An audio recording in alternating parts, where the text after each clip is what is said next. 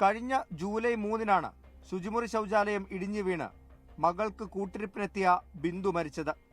ഈ കാണുന്ന കെട്ടിടത്തിന്റെ ഭാഗമായിരുന്നു ആ ശുചിമുറി ശൗചാലയം.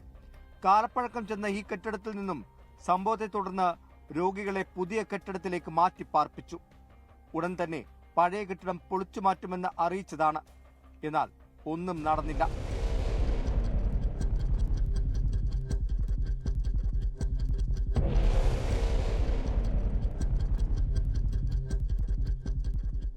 നിലവിൽ ആയിരക്കണക്കിന് ആളുകളാണ് ചികിത്സ തേടി കോട്ടയം മെഡിക്കൽ കോളേജിൽ എത്തുന്നത്. ഇവർക്കൊപ്പം കൂട്ടിരിപ്പുകാരുമുണ്ട്. കാലപ്പഴക്കം മൂലം കോൺക്രീറ്റ് പാളികൾ അടർന്നു വീഴുന്ന ഈ കെട്ടിടത്തിന് സമീപത്തു കൂടിയാണ് ഭൂരിഭാഗം പേരും കടന്നു പോകുന്നത്. അതുകൊണ്ട് തന്നെ വലിയ അപകട ഭീഷണിയാണ് ഇവിടെയുള്ളത്. പുതിയ ബ്ലോക്കിലേക്ക് കടന്നു പോകുന്ന മുഴുവൻ ആൾക്കാർ ഈ റോഡിൽ കൂടെ ക്രോസ് ചെയ്ത് പോകേണ്ട ഈ ബിൽഡിങ്ങിൽ കൂടെ ക്രോസ് ചെയ്ത് പോകേണ്ട ഒരു അവസ്ഥയുള്ളത്.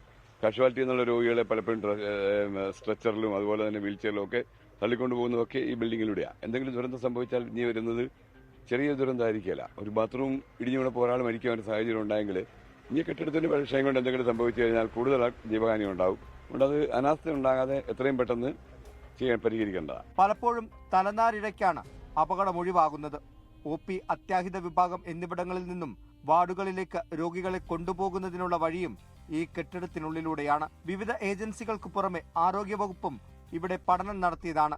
ഈ പഠനത്തിൽ സർജിക്കൽ ബ്ലോക്കിന് ഉറപ്പില്ലെന്ന് കണ്ടെത്തിയിരുന്നു. തുടർന്ന് പൊതുമരാമത്ത് വകുപ്പിനോട് പൊളിച്ചു മാറ്റാൻ ആവശ്യപ്പെടുകയും ചെയ്തു.